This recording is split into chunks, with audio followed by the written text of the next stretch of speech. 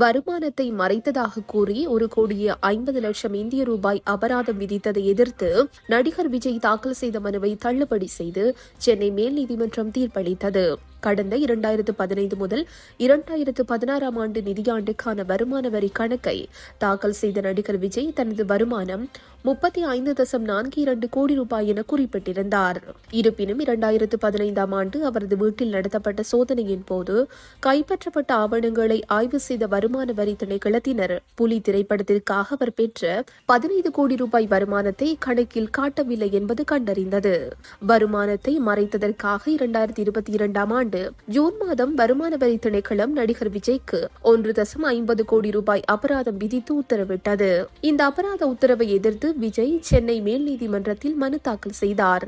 அதில் 2019 ஆண்டுக்குள் பிறப்பிக்கப்பட வேண்டிய இந்த உத்தரவு காலதாமதமாக 2022 ஆண்டு பிறப்பிக்கப்பட்டுள்ளதால் அதனை ரத்து செய்ய வேண்டும் என்று வாதிடப்பட்டது.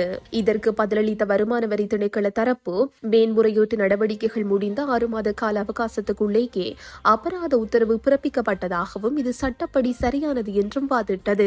இருதரப்பு வாதங்களையும் ஆராய்ந்த நீதிமன்றம் அபராத உத்தரவு உரிய கால அவகாசத்துக்குள்ளேயே பிறப்பிக்கப்பட்டுள்ளதாகவும் இதில் எந்த சட்டவிரோதமும் இல்லை என்றும் கூறி விஜயின் மனுவை தள்ளுபடி செய்தது. இருப்பினும் இந்த விவகாரம் தொடர்பாக வருமான வரி மேன்முறையீட்டு தீர்ப்பாயத்தில் முறையிட விஜய்க்கு நீதிபதி அனுமதி அளித்தார். ஆனால் காலதாமதம் என்ற காரணத்தை கூறாமல் பிற நியாயமான காரணங்களை முன்வைத்து மேன்முறையீடு செய்ய வேண்டும் என்று நிபந்தனை விதித்துள்ளார்.